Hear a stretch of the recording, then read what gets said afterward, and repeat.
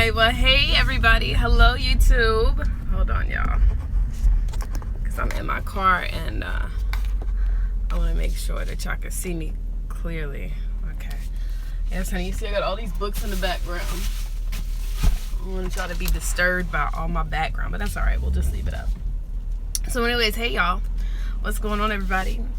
Look, I have not done one of these ever, and so I figured I would start testing it out and see how things go. This is called This is going to be called the Car Chronicles. And for any of y'all who don't know me, my name is pronounced Taria.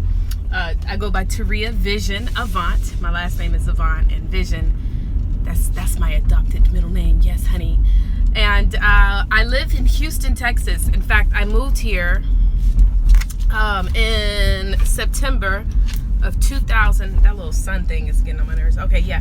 I moved here in September of 2017 after living in Atlanta for 10 years. I've actually moved to Atlanta August 2007 after my father had passed away from cancer. And so that means I moved to Atlanta when I was 26 years of age, and I lived there for a whole 10 years, and it was, you know, one of the best decisions that I've ever made. But I recently moved to Houston, and a lot of people think they know exactly why I've moved to Houston, or have asked me, well, why did you move to Houston? You know, all those different things. And so I wanted to share with you, because I was having a conversation with somebody just the other day about life and just my concept of life and how I view life and how I look at life. So, you know, as you guys come on in, do number one is subscribe to my YouTube channel. My goal, guys, is to show you, I'm an entrepreneur, and what I do, guys, is I show entrepreneurs how to become authorpreneurs by leveraging and writing books for business and all types of stuff. I've written several books. I have hundreds of students all over the world, and we're going to have 1,000 authorpreneurs that are going to grow from this year. But anyways, a little bit of my backstory, just not to tell y'all, I don't want to keep bored y'all to death. But again, I'm originally from Virginia. Both of my parents were in the United States Air Force. And so that's how I ended up in Hampton, Virginia. And I don't have really a whole lot of family in Virginia. And so really my family became my friends. And then, of course, you know, I have my mother and father. At the age of 11, well, you know, in the military, I will say, and I don't know about today, but I know back then, that's what my parents used to tell me about, you know, alcohol was something that was huge, you know, in the military. And it's probably still today, like a lot of, you know, alcohol drinking and stuff like that. And so with my mother and father, they were big drinkers, and both my mother and father were alcoholics. Well, when I was about 9 years old, my mother and father ended up splitting up because my father had gotten clean and my mother just couldn't get clean. And at that age, you know, I'm so young, but I grew up so fast, y'all, because my father was doing a lot of, what do you call it, TWI, whatever, I don't know, you got to leave, going in and out.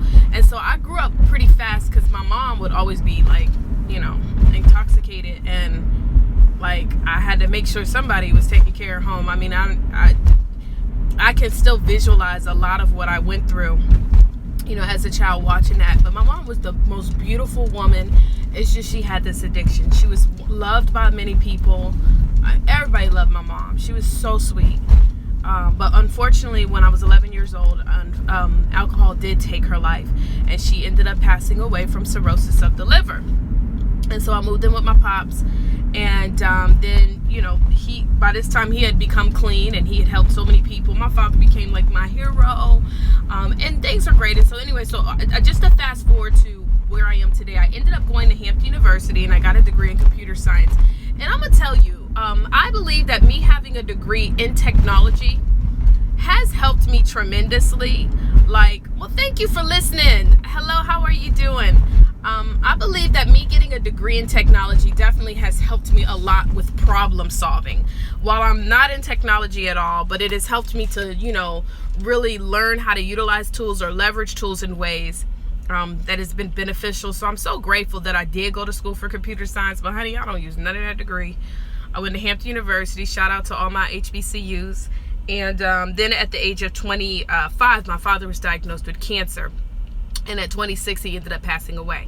And then I moved to Atlanta, Georgia. And the reason why I decided to move to Atlanta, in fact, it's funny because I moved to Atlanta probably a month after he passed away.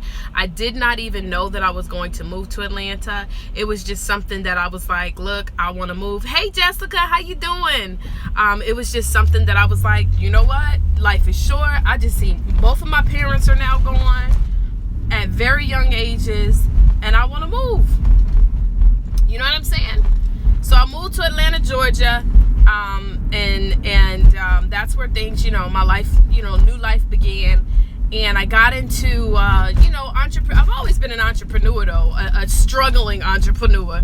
Like, I done tried it all, y'all. I used to be a bail bondsman, honey. I thought I was going to sell insurance, so I got my I got my health and life, because to be a bondsman, you had to get your health and property and casualty license. I got my life and health license. Like, I took all these tests, honey, but I was also a professional quitter. Anybody know what I'm talking about? Like, I would start stuff and quit stuff all day long. It was always somebody else's fault why this stuff wasn't working for me. It was always somebody else. It was always somebody else's fault or some other reason. It was never my fault. Well, I ain't never had no success, honey. Willis, you can relate, right? And so, like, I ain't never had success. I'm gonna pull over so it's not shaky, because I want y'all to hear the story, because I want y'all to understand why I moved to Houston. But I never had success, and I will always blame everybody else. I see a lot of people do that all the time. Oh, all kind of reasons. Like, all kind of reasons why people don't show up for their own success.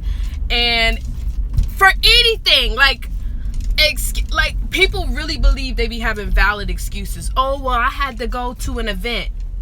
But you're supposed to be doing... Anyway, another conversation. But that was me. Queen of excuses, queen of reasons. I would always start stuff, quit stuff, everything. That was me. And I was around a lot of people that would start stuff and quit stuff, or at least people that would validate the reasons in me starting stuff and quitting stuff. Like, they would be like, it's okay. Don't be around people like that, for real. Don't be around people who allow you, hey, Nashima, how you doing?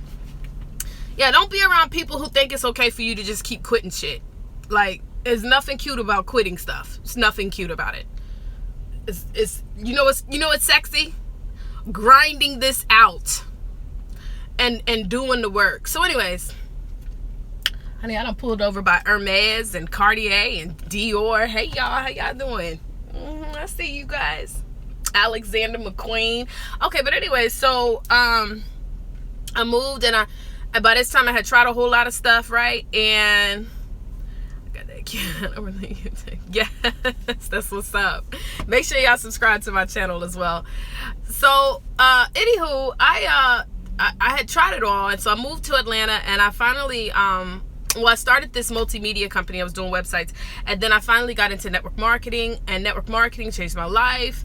It was great. Now, for me, you know what's crazy? Because I was having a conversation with a good friend of mine just yesterday. Because I was asking her, why is it that you think sometimes I can be quite standoffish? Because I don't do a whole lot of friends, and I don't want a whole lot of friends. I honestly don't. I don't have time to be having a whole lot of friends. But I'm very selective with who I allow to be in my inner circle.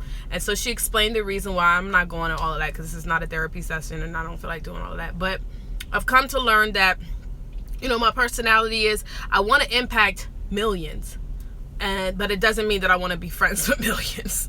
I think a lot of people, especially as black women, we think like if we're not friends with the person, that we can't do business with them. And we've got to stop doing that. That's like killing our businesses. Black people, period. It kills us as a culture because we think we always got to be cool with somebody before we do business with them. So anyways, long story short, y'all, just to kind of truncate this story, because I had been wanted to move to Houston. So my sister, she ended up moving to Atlanta about 5-6 years ago. And when she first moved, she wanted to live in Houston, right? And so at this time, I thought I was dating someone. That's the gotcha. Because I thought I was dating someone at this time that loved me, because he said he did. And I thought we was going to end up together, and he lived out here in Houston. And so I was like, well, shoot, I might as well. I was like, let's move to Houston. And he would always say, nah, it's not the right time. Don't do it. Don't do it. Now, anytime somebody tell you some mess like that and they tell you they love you, like, you need to pay attention. Like, I was being stupid, but whatever. You know, love is blind sometimes. So I ended up pausing on the moving to Houston. And I'm really glad that I did, because during that time, I ended up going through severe depression. And I don't know if anybody has ever been through, all of us have been through some form of depression, but I mean like a severe depression where I did not want to live anymore. In fact, many of you, if you are subscribed to my channel, you know that I shot a video about this. In fact, it's on my channel, so make sure you subscribe and find it. It has hundreds of thousands of views. I don't know what number we're at right now, but a lot of people have seen the video. And that was me. I shot that video because I felt like at that time, Dope Willis, I'm glad. I felt like at that time, I was in this limelight. I was in this network marketing company, and I was living at this high-rise 32nd floor, driving this 100,000 six-figure car, and just life looked amazing. And I felt like there was a lot of people that were looking at my life, and because we do it all the time, and we compare ourselves to other people, and people are going through a whole lot of shit. Like, for real. And I was like, I think it's so fake for us to always act like our boo-boo don't stink. And you know what I'm saying, as a leader, I felt like it was something, it's a calling for me, and I really don't be caring about what people think about me. Like, that's one thing I've come to learn. Like, I don't give a hoot nanny poot if somebody don't like what I put up, or what I say, or how I am, or how I made a decision that I was gonna be myself. And that was around that time. I was like, look, I'm tired of living these fake little lives. These people out here killing themselves. It's people, little kids, don't want to live because they think that once they get the house, once they get the car, they think that once we get this materialistic crap, that my life is going to be better. And secretly, I was dealing with depression every day. So when I did that video, that was for me to really share with people like what I had been through and how I was able to push through, and what I did. Like, I mean, it was horrible. It was horrible. And I'm glad I was able to go through that.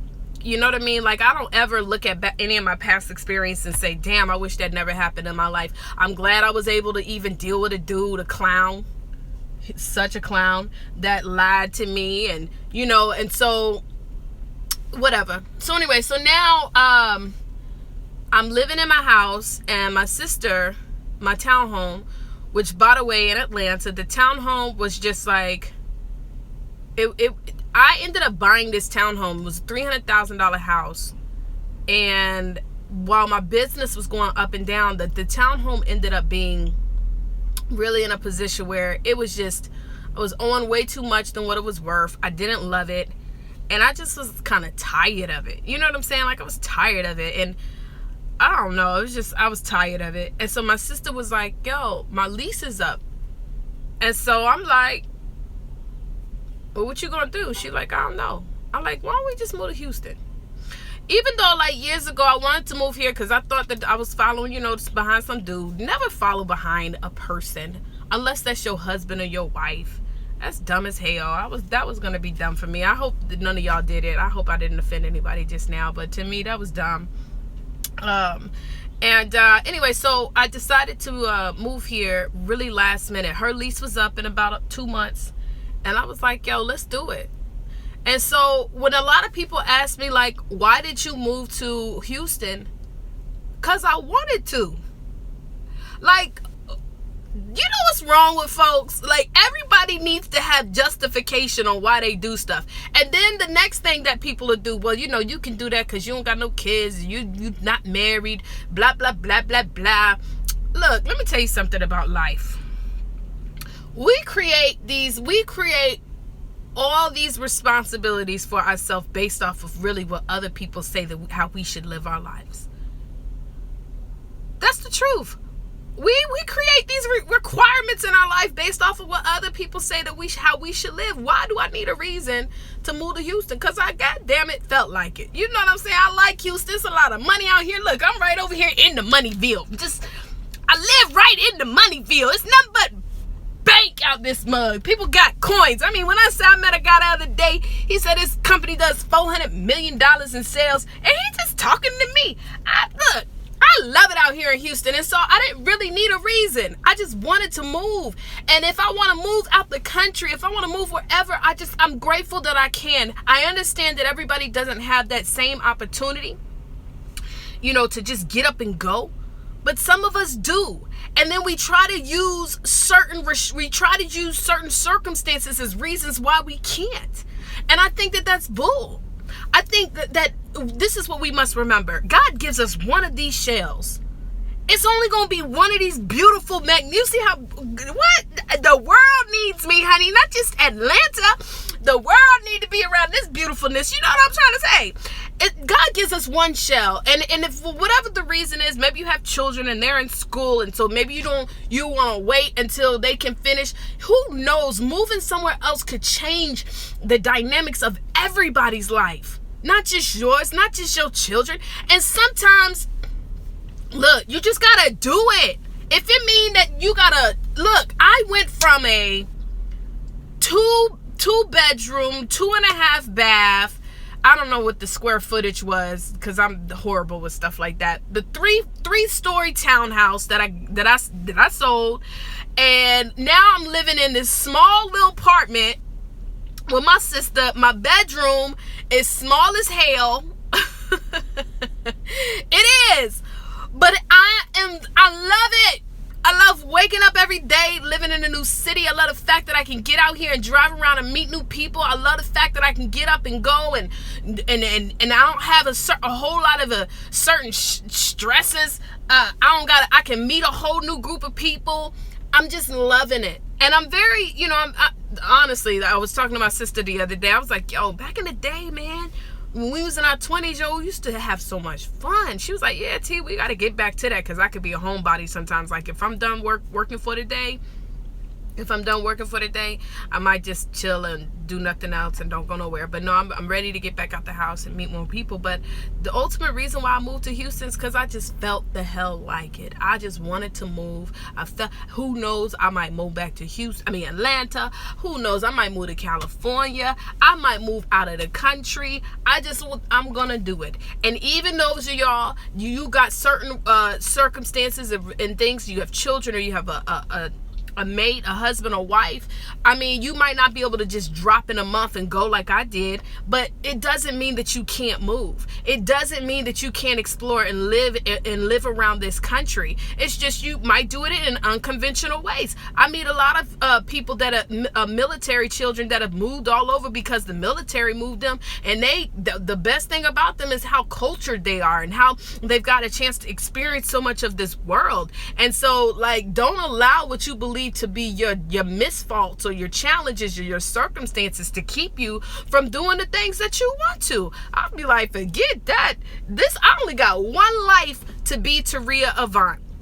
And then, Taria, when you gonna settle down? When God present me with the man that think the way I think. Because look, until then, child, boo, I'm good. I'm not gonna allow myself again. And because a lot of us will allow what other people think of us or what other people say. And so again, if you're married or if you have children and you are hesitating on, maybe you want to wait until they get ready to go to high school, or maybe once they go to college, then do it. Get the hell out the house, move, go somewhere else, whatever. But stop allowing that to be a reason not to be a part of this beautiful world, because it's too short.